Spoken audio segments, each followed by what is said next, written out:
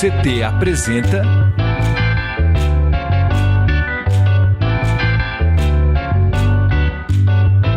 CT na Cultura, com Meire de Origem. Um programa do Sindicato Nacional dos Servidores Públicos Federais da área de Ciência e Tecnologia do setor aeroespacial.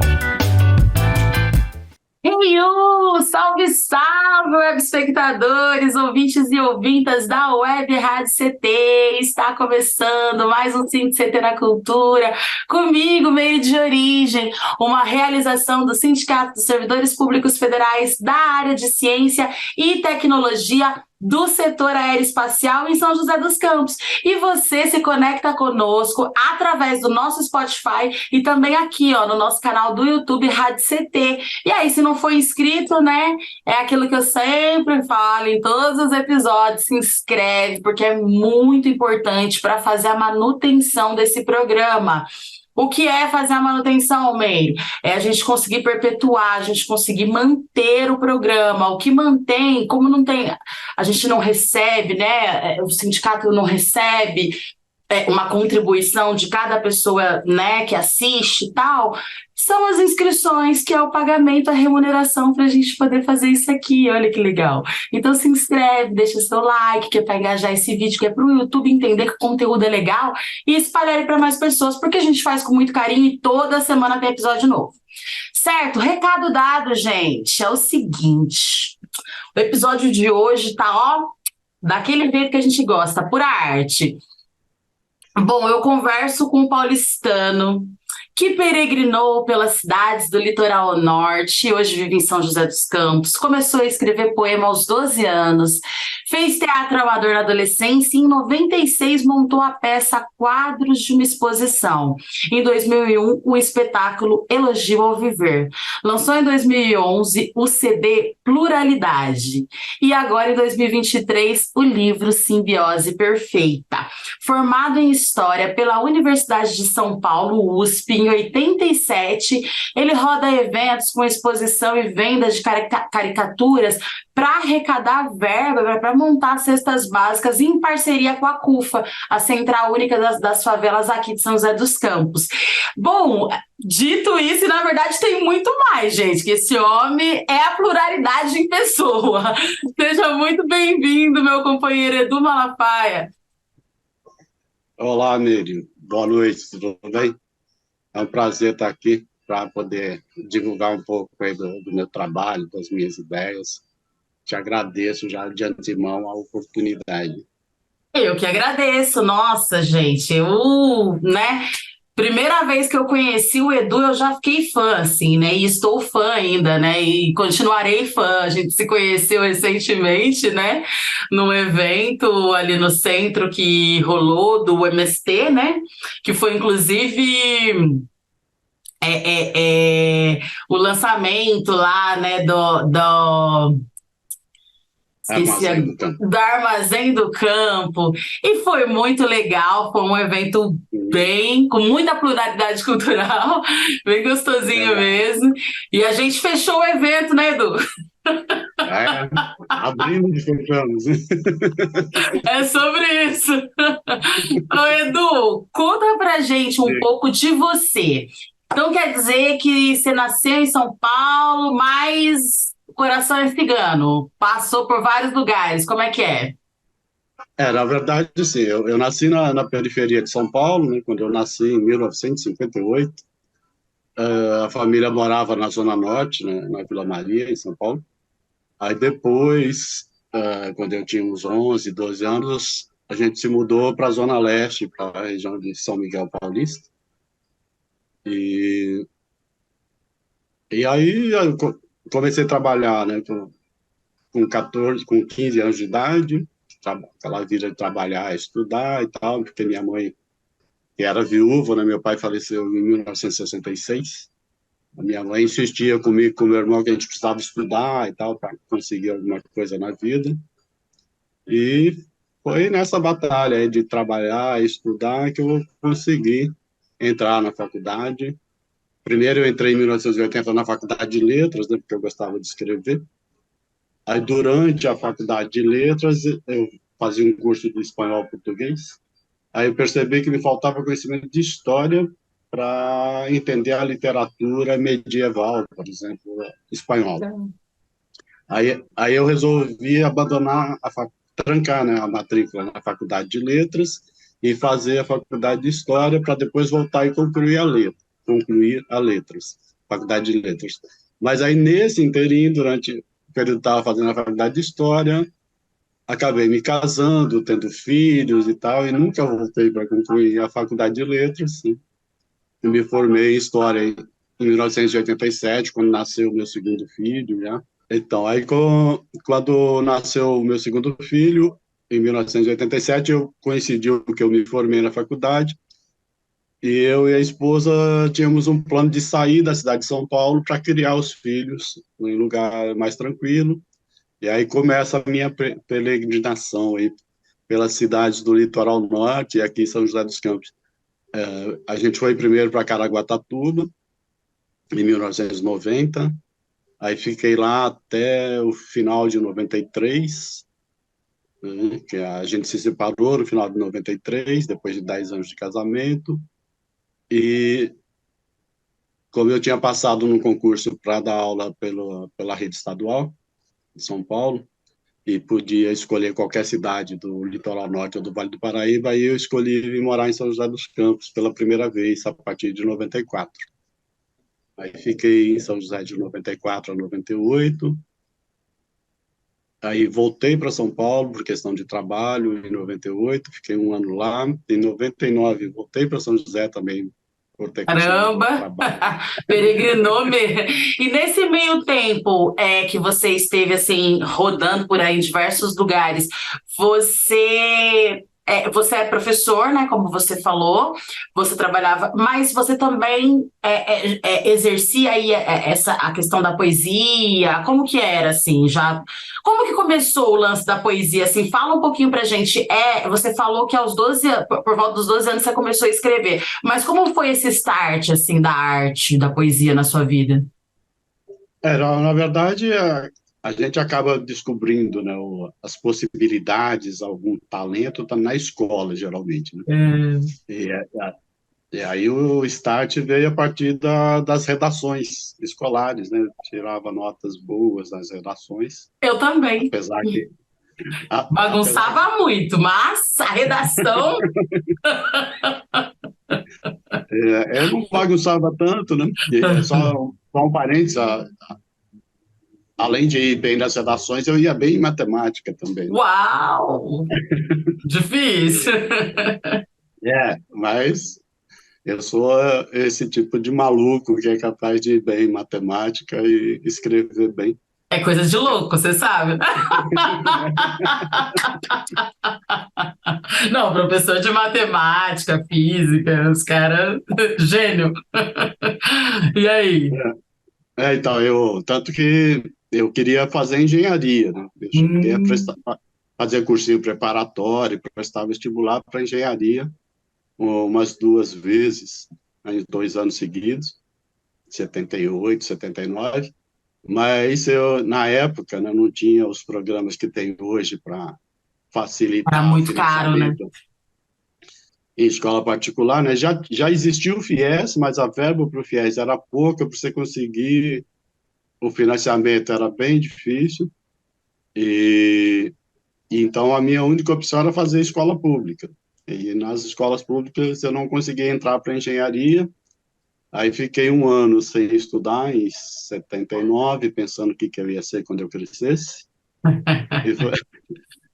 E foi aí, né, que eu resolvi prestar o vestibular para letras, né, porque eu sempre gostei de escrever.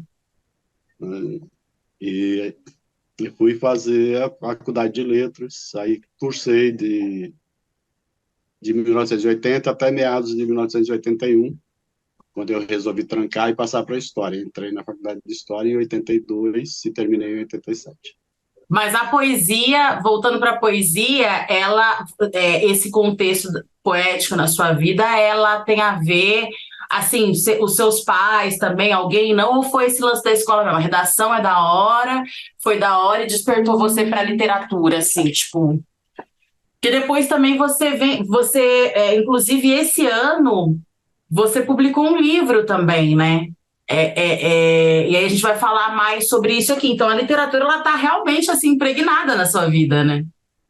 É assim, eu comecei a escrever, né, com uns 12 anos e tal, e depois, quando eu comecei a trabalhar aos 15, até aquele choque de conhecer o centro da cidade, né, que eu nasci e fui criado na periferia de São Paulo.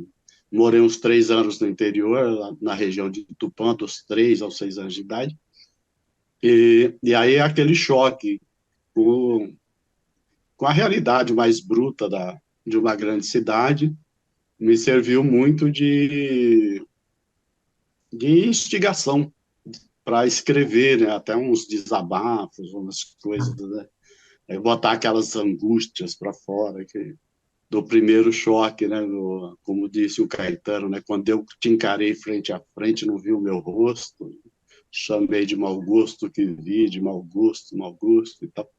Então aí a gente começa, né? A gente que escreve que tem essa tendência, começa geralmente pelos conflitos interiores, né? No primeiro Sim. livro, no primeiro livro que eu escrevi, que eu publiquei em edição independente em 1980, tem uma frase que diz o seguinte: a O violência primeiro livro, então, foi em 80. é, eu Tá, a esqueci de frase. falar dele, Hum, antes para você. É, então a frase é assim: a violência psíquica é a geratriz de toda expressão artística. é Que isso. eu acho que é desse confronto, né, da subjetividade de cada autor com a realidade que, que gera o fazer artístico, o querer compensar a dureza do mundo que a gente vive A com arte. dor, né? Enfim, vários traumas, né? Enfim, toda essa coisa. E vem cá, fala pra gente do CD Pluralidade de 2011. Como é que foi isso aí? Muito legal, porque você tá realmente a pluralidade, como eu falei aqui, né? Navega por muitos mares. Conta pra gente. Eu vou te pedir licença assim, para tentar fazer uma coisa mais ou menos em ordem cronológica, né, coisa de Claro! professor de história. Aham! Tá? Então, a gente estava lá em 1980, né, Ah, entrando na faculdade e tal. E em 1980 eu publiquei um primeiro livro em prosa chamado Não é Proibido Sonhar. Na época havia, né, um movimento, não só na cidade de São Paulo, no Rio de Janeiro também, de produções independentes, de poetas, escritores e tal. E geralmente a maioria das produções eram livros de poemas. Aí eu resolvi inovar e fiz um livro em prosa, né? O Não é Proibido Sonhar, que é uma novela contando o lado meio desastroso do meu primeiro namoro, enfim, né? que demais! E as minhas reflexões sobre o mundo, né, a sociedade, as questões sociopolíticas e tal, que eu estava passando a conhecer, né? Na época eu tinha 18, 20 anos e tal. E a partir daí eu fiz uma publicação de 1.000 exemplares do Não é Proibido Sonhar e saí vendendo nos bares à noite em São Paulo. Fazia faculdade de manhã, trabalhava à tarde na prefeitura de São Paulo e à noite, a partir de quarta, quinta-feira, ia para os bares no centro de São Paulo para vender os livros na porta de teatro e tal. É daí que vem A já essa inspiração. prática. Aham. Essa prática porque eu estou fazendo hoje de vender caricaturas e os meus livros também, né? O livro lançado recentemente. Aí, com o dinheiro da venda, eu consegui vender os 1.000 exemplares durante o ano de 1980. E com o dinheiro da venda desse livro, com o lucro da venda, eu fiz um segundo livro, aí sim, um livro de poemas, em 1981. Eu tinha falado, mas foi em 80, mas foi em 81. O Conturbação, que é nesse Conturbação que está aquela frase que eu falei Hum, da violência psíquica tal, que gera hum. a arte. Né? E, e aí, depois, parei, né, que em 82 acabei me casando, Em 82, não, 83, acabei me casando, aí fiquei estudando, trabalhando, com família para cuidar e tal. E só voltei a publicações literárias em 93. Eu era professor e a minha ex-esposa, hoje ex-esposa, né? A Meire, ela também era professora e em 93 teve uma grande greve que durou 80 dias. E aí eu acabei, para tentar fazer um fundo de greve lá de casa, eu acabei começando a organizar uns cadernos de poemas num projeto chamado Assuma Este Poeta. Não sei se dá para ver aí. Assume, dá sim, e depois você pode nos enviar fotos também, nosso editor coloca pra gente aqui na edição do Tá. vídeo. Então, aí eu comecei a organizar esses cadernos, né? Criei o projeto Assuma Este Poeta, que, salvo engano, o meu, é a primeira tentativa de fazer um crowdfunding no Brasil, que a ideia era fazer cópias, né, dos cadernos e mandar para as pessoas pelo correio. E aí a pessoa pagava antecipadamente para eu produzir a cópia e enviar para ela. E aí, obviamente, eu tinha um lucro equivalente mais ou menos ao custo da produção de cada caderno, que os cadernos eram feito cópia xerográfica, né, para enviar. E aí eu comecei a organizar esses cadernos em meados de 93, lá para agosto, setembro, eu acho. E tá fazendo aí 30 aninhos que eu comecei a organizar esses cadernos. E organizei 14 cadernos ao longo do final de 93 até meados de 94. Então, e cada caderno com 20 páginas. E foi da reunião dos 7 primeiros cadernos do projeto A Sobre Este Poeta que eu lancei recentemente o Simbiose Perfeita. Ele tem Lindo, lindo. Muito legal. Aonde a gente consegue ter acesso a esse material seu? Esses livros, essas publicações? Eu sempre tive uma certa resistência a colocar as coisas na internet. Assim, digital. Uhum. Postei algumas coisas, mas não postei muito. Eu cheguei a ter um blog, mas depois abandonei o blog. Mas para a compra dos livros, eu digo, assim, você está na Amazon, em algum lugar, ou a gente compra diretamente em mãos através das suas redes sociais? Então, esse livro aqui, o Simbiose Perfeita, eu fiz numa parceria com uma editora do Rio, chamada Autografia, e tem a versão, vai ter a versão em e-book, ainda não está disponível. Que legal! Então, o livro físico, né, o lançamento oficial dele será na Flip. A Flip estava marcada inicialmente para o final de julho. Então, e depois foi adiada para novembro. Novembro. É por isso que os livros ficaram prontos agora em julho. E eu fiz o lançamento aqui em São José dos Campos, dia 21 de julho. Vou fazer um lançamento em São Paulo, dia 10 de setembro, na Casa Amarela, que fica na Zona Leste de São Paulo, em São Miguel Paulista. E depois fazer o lançamento oficial na Flip, lá em Paraty. Nesse meio tempo, vou participar da FLIM, aqui em São José dos Campos, né, no Parque Vicentino Aranha, em setembro, acho que é dias 15, 16 e 17 de setembro. Mas aí, se as pessoas quiserem acessar e não tiverem a oportunidade de estar num desses espaços, chamando você através das redes sociais ou algo assim, elas conseguem ter acesso. Você também roda eventos, né? Eu acho que é até legal. Antes da gente entrar nesse assunto, eu queria que você falasse do CD para a gente poder já entrar nesse assunto desse projeto, que é um projeto de extrema importância, de extrema relevância, que é um projeto que está levando comida para a boca de muita gente, né? Porque quem tem fome tem pressa. Antes eu quero dar um recadinho, antes de tudo, eu quero dar um recadinho para vocês que estão nos assistindo, lembrar vocês que vocês se conectam conosco pelo canal do YouTube Rádio CT, também pelo Spotify e aqui pelo nosso canal Rádio CT. Então, se não foi inscrito, né, e não chegou aqui no começo e não pegou a minha apresentação maravilhosa, já se inscreve aí agora, já deixa seu like nesse vídeo que tá super legal, já deixa seu feedback, o que você tá achando, e aí, já conhecia o Edu Malafaia, o que você tá achando da nossa conversa? Tá a fim de ter o livro aí desse grande poeta, esse cara incrível, professor, enfim, plural.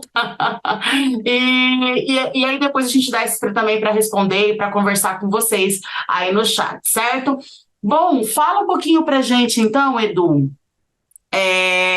sobre o livro, para concluir aqui essa coisa das pessoas te acharem.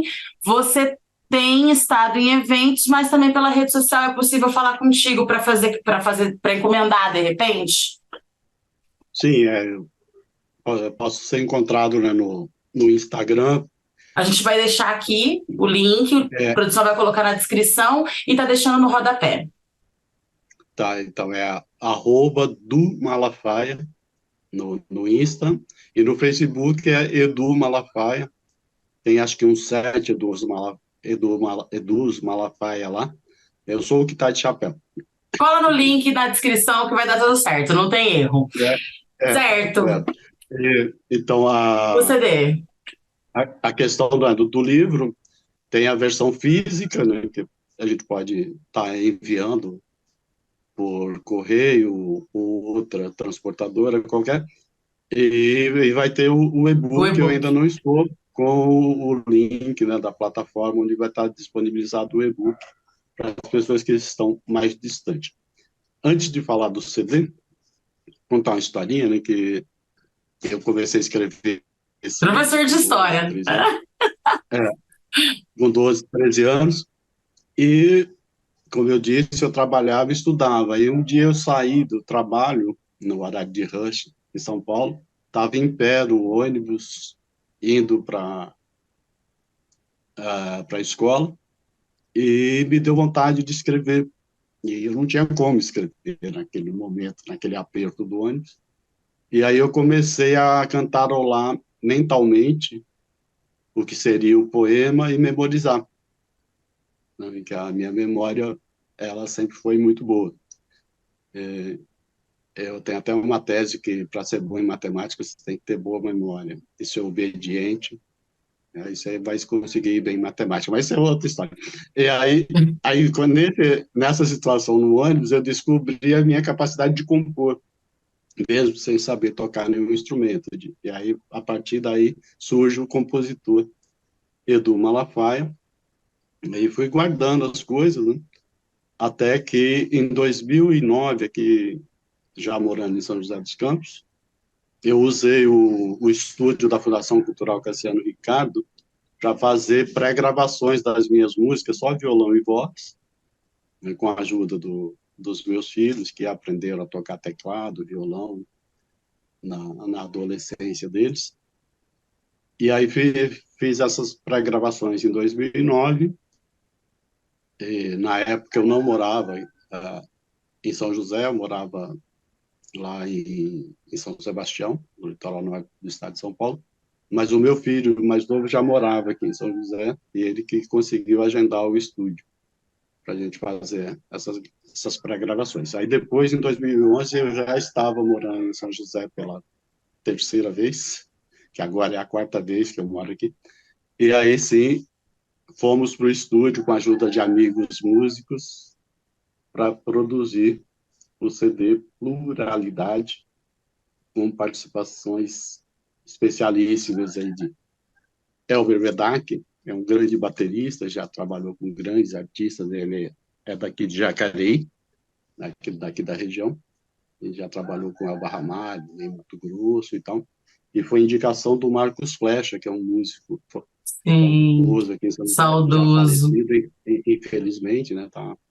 completou agora 10 anos, né, da passagem do nosso amigo Marcos Flecha.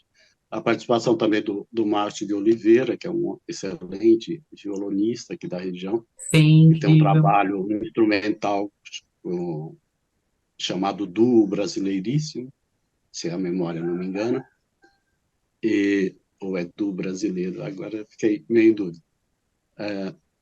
E também participa, né, o Márcio de Oliveira também participa do grupo Trem da Viração, com o Del Lopes, o Beto Quadros, o Moreira, que é o batera, Marcelo Moreira. E estou me esquecendo de alguém, o Cauí, que Bom Sucesso, é o E sanfoneiro demais. do grupo. E aí o Santos Chagas, né, que é ator, também compositor, que fez praticamente toda a percussão do trabalho e canta algumas músicas. No CD, eu ia cantar acho que umas 2 músicas, só que eu deixei para gravar minha voz no final do período do estúdio, que a gente tinha 20 horas do estúdio distribuídos em 5 dias. E aí, no dia de gravar minha voz, eu estava rouco, Nó! com a correria da Aham. produção das coisas e tal, aquele velho hábito de tomar uma cervejinha gelada e tal. Eu estava rouco, e Então, no né? final, meu filho mais novo, o Natan Malafaia, que acabou colocando voz. Que legal! Que legal! Ele cantou a sua composição, teu filho. É, Que é, demais! Que legal! Que legal! é, E você pretende fazer, publicar outros CDs, esses outros álbuns, ou essa foi a realização, assim? então, tinha o projeto, né, de fazer um, um segundo CD, e aí em 2012 para 2013, eu tentei uma vaquinha virtual, né, um crowdfunding, para gravar um CD só de sambas. Que Nossa! quando eu estava fazendo a seleção das músicas para esse primeiro CD em 2011, eu percebi que eu tinha uma quantidade razoável de sambas, que daria para fazer um trabalho à parte com isso. Mas aí não consegui verba suficiente para fazer as 10, 12 faixas que pretendia, eu gravei só 2 faixas do que seria esse segundo CD, e aí o projeto ficou meio engavetado. Mas qualquer Legal! hora, quem sabe, a gente desencaveta ele. Exatamente. Hoje em dia também com a possibilidade tecnológicas de digital, aí tem que só fazer uma amizade, né, com a tecnologia. Mas aí tem essa possibilidade de lançar singles, né? Não precisa necessariamente ser um CD, né? Eu mesma tenho 22 anos de carreira, canto rap há 22 anos, mas eu tenho um álbum de 2013 junto com a Pretari, quando deu origem, e particular meu mesmo, assim, eu tenho muito sonho, mas ainda não consegui fazer, porque realmente demanda custo. Eu gravei um álbum também por esse projeto da Fundação Cultural que você falou, que tinha lá a ceia no estúdio e tal, e gravava. Gravei um álbum com um dos primeiros grupos que eu participei, né, que foi a Oposição, só que acabou que na época a gente nem chegou a lançar, mas a gente gravou um álbum lá e ficou eternizado na memória. Você falou agora, eu lembrei, tinha esse projeto lá que deveria retornar, né, que ajudava muitos músicos, assim, ajudou muitos músicos, né, na cidade. Edu, a gente está Sim. caminhando para o final, mas eu preciso muito que a gente fale sobre esse projeto incrível, né? Que a gente mencionou aqui na sua bio. Então, para quem não pegou, né? Enfim, e quem, né, de repente tiver interesse em ajudar, em fortalecer de alguma forma, hoje, além de tudo isso, e mais um pouco, porque o tempo é curto, né? A gente está dando uma pincelada, mas além de tudo isso que a gente já falou aqui, você roda eventos, né? Expondo e vendendo caricaturas, assim como, né, o livro e tal, para arrecadação de verba, né? No caso, as caricaturas para arrecadação de verba para montar cestas básicas, que é aí em parceria com a CUFA, né, a Central Única das Favelas, no caso aqui de SJC, né, de São José dos Campos. Queria que você falasse um pouquinho mais desse projeto, como que funciona, inclusive, né, desse aquele spoiler desse projeto que está vindo aí, que é um projeto para né, termos um fundo mesmo, assim, enfim. Conta pra gente como que começou essa iniciativa e os processos até agora, assim. Então, uma coisa que sempre me preocupou ao longo da vida é a questão das pessoas necessitadas e que passam fome e tal, e outras necessidades. Mas principalmente a questão da fome sempre me incomodou muito, né? numa das violências psíquicas que me fez ser artista e poeta é isso. Tanto que nos anos 70 eu escrevi um dia que eu nunca seria plenamente feliz enquanto tivesse alguém passando fome nesse planeta. Então é uma coisa que me acompanha já há bastante tempo. E, e por volta de 2016, 2017, já pensando que eu iria me aposentar agora, como me aposentei de fato em 2021, eu comecei a pensar em coisas que eu pudesse fazer nessa direção, né, de ajudar as pessoas a terem uma condição alimentar melhor. Então. E inicialmente eu pensei em montar, eu morava em São Paulo na época, eu pensei em montar pequenos armazéns vendendo cestas básicas pelo menor preço possível, tal. Cheguei aí ao Sebrae para fazer um levantamento das possibilidades. Aí no Sebrae eles me colocaram alguns questionamentos que realmente me fizeram mudar de ideia e repensar. Aí a evolução disso foi pensar em algo parecido com o carro do ovo, né, que seria tipo um caminhão da economia, um food truck que vendesse alimentos in natura, principalmente nos condomínios de casas populares, CDHU, Minha Casa Minha Vida, tal. Mas aí, de novo, conversando com pessoas e tal, vem os senões, aí as pessoas que moram nesses lugares, elas têm pouco recurso financeiro, geralmente só no começo do mês, e aí para você manter um caminhão circulando tal, ao longo do mês, talvez fosse complicado essa logística, enfim. Aí eu pensei de novo, repensei de novo, aí cheguei à ideia de uma cooperativa de consumo, onde, na verdade, você não iria vender os alimentos para as pessoas necessitadas, você iria vender para quem tem condição de comprar e usar o lucro para fazer doação de alimentos, que aí é o que eu considero o lado inovador do meu pensamento, né? Que seria você, dentro da estrutura capitalista, criar empresas com a finalidade principal de fazer doação de alimentos, que já tivesse lá no seu estatuto de fundação e tal, que 60%, 70% do lucro será destinado para a doação de alimentos. Então, seria um outro tipo de empresa, seria uma empresa com viés social, né, Sim. para tentar resolver esse problema. Tanto que eu escrevi agora um texto resumindo essas ideias sobre o combate à fome, chamado Vamos Resolver o Problema, que é Texto incrível, inclusive.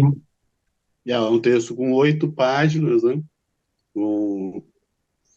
Mostrando esse histórico do pensamento que eu tive, e na conclusão final, né, depois da questão da cooperativa de consumo, só antes de concluir, cooperativa de consumo, eu passei essa ideia através da Patrícia, aqui de São José dos Campos, para o pessoal da CUFA, não sei Trícia Calassi. Beijo, Trícia. Maravilhosa.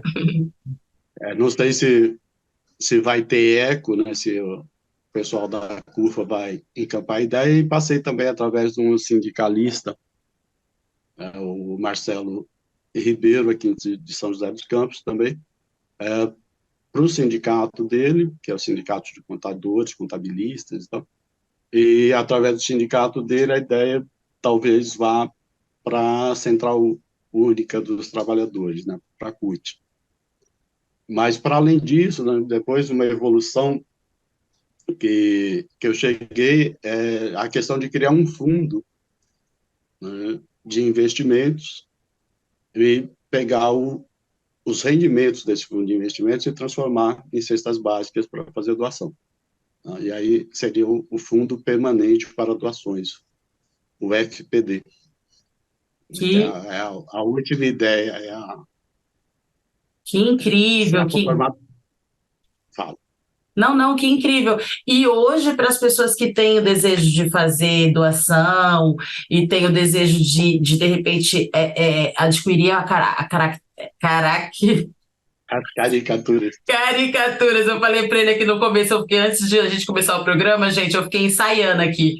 Caricatura, caricaturista, É importante falar também o nome, né, do grande artista e tal. E aí, para as pessoas que tiverem interesse, elas te encontram então em portas de teatro, eventos. Fala um pouco mais disso. Sim, então, estou mostrando aqui, né, o Martinho da Vila, tem vários outros artistas, o Zeco Rodrigues, que é quem faz as caricaturas, há Um alguns abraço. anos, há alguns anos ele fez um vídeo falando sobre a história do samba e ilustrou, né, esse vídeo com caricaturas de compositores, cantores, cantoras e tal. E aí, há uns 4, 5 meses, eu resolvi pegar esse trabalho do Zeco para conseguir recursos para fazer doação de alimentos, que aí começou a minha parceria com a CUFA, aqui de São José dos Campos.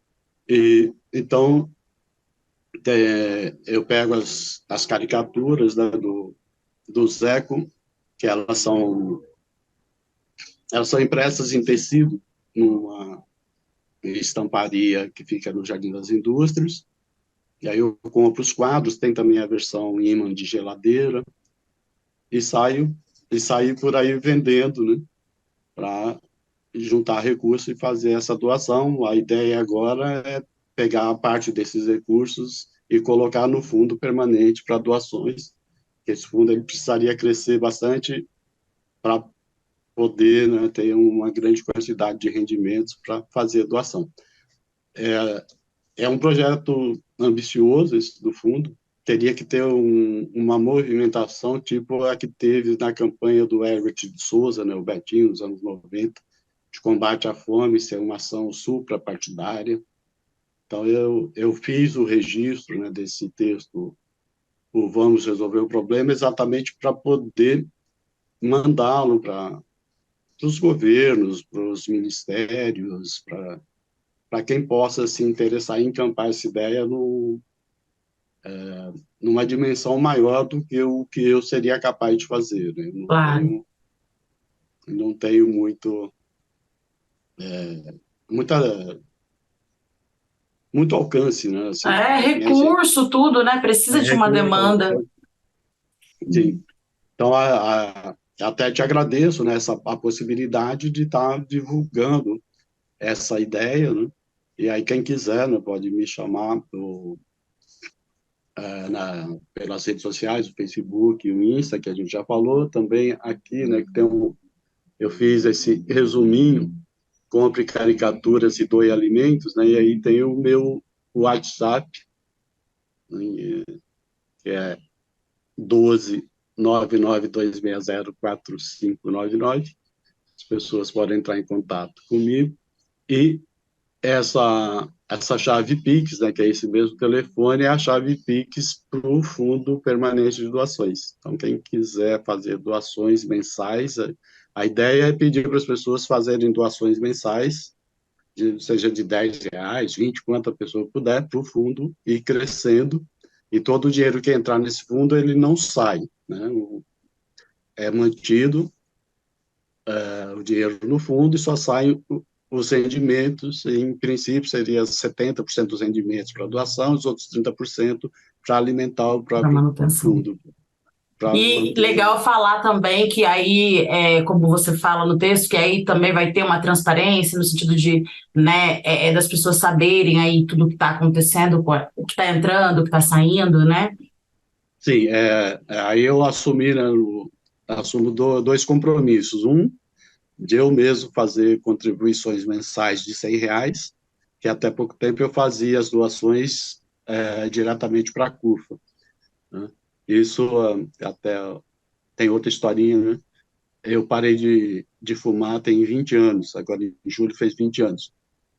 E na época eu, eu para parar de fumar, eu fiz um compromisso comigo, né, que o dinheiro que eu gastava com cigarro, eu ia gastar jogando na loteria para tentar antecipar minha aposentadoria. E passei vários anos jogando na loteria, mas não consegui Ah, ganhar na loteria. Não antecipei minha aposentadoria e tal, mas de uns anos para cá, acho que já tem uns 5, 6 anos, talvez mais, aí eu resolvi destinar esse dinheiro, parar de jogar na loteria, eu já estava para aposentar mesmo. Aí resolvi parar de jogar na loteria e passei a doar esse dinheiro para a CUFA, que de São incrível. Paulo.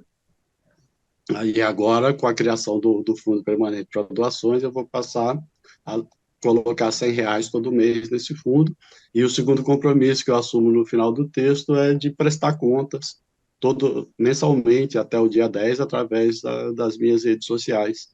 Fazer uma prestação de contas de quanto entrou no fundo, quanto teve de rendimento. E, Incrível. e Projetão. é isso. Sim, sim. Parabenizar você aí, né? Tanto por esse projeto, né? Eu acho que me comove muito, assim, pessoas que se preocupam com outras pessoas, porque esse é o real sentido de sociedade, né? Viver em sociedade, né? A gente está aqui coletivamente por algum motivo, né? O coletivo a gente vem falando agora mais recentemente muito dessa palavra coletivo, mas a sociedade nada mais é do que o coletivo, né? O coletivo sempre esteve aqui, sempre foi necessário para o bem viver, né? Então, ações como essa tornam a nossa vida um pouco mais justa, mais digna. A gente sabe que a gente vive num país que, infelizmente, né, tem muitas pessoas passando por situações, né, terríveis, assim. Então, se a gente puder levar o conforto através da arte, através de uma cesta, através, né, como for possível, né? Então, é isso. Fiquei muito feliz mesmo assim de te receber aqui. Quero deixar o programa também de portas abertas para você voltar outras vezes e quantas vezes quiser, tá? Parabenizar também, né, pelos livros, por todo, enfim, por toda essa façanha aí, nessa história, CD, livro, poesia, cara, muito incrível, tudo isso, né? E é isso, assim, se quiser fazer uma contribuição, né, final aqui, né, deixar uma poesia, algo assim, fica à vontade, o espaço é seu. Então, era exatamente isso que eu ia dizer, né? Falamos tanto que eu escrevo há muito tempo e eu também sou declamador e até agora nenhum poema, né? Pelo menos um. E se eu fosse fazer uma seleção aí, um top 10, com certeza o meu poema chamado O Poeta e o Poeta estaria entre esses 10 que eu considero os melhores que eu fiz. E ele diz o seguinte: um dia havia um poeta que pensava que trocaria uma pessoa por uma caneta. E perguntava a alguém que não poeta, ao poeta que pensava que trocaria, por que o faria? O que iria ele fazer com a caneta? E o poeta que pensava se surpreendeu com a resposta do poeta que pensava que trocaria. Respondeu este que com a pessoa ele fazia algumas coisas, mas que com a caneta ele diria que fazia tudo quanto nunca fez. E completou que a caneta nunca o trairia, ao passo que a pessoa diria o que ele fazia ou o que ele não fazia, mas nunca saberia dizer o que ele sentia.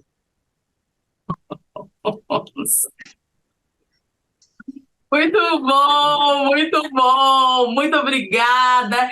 Gente, Por nada.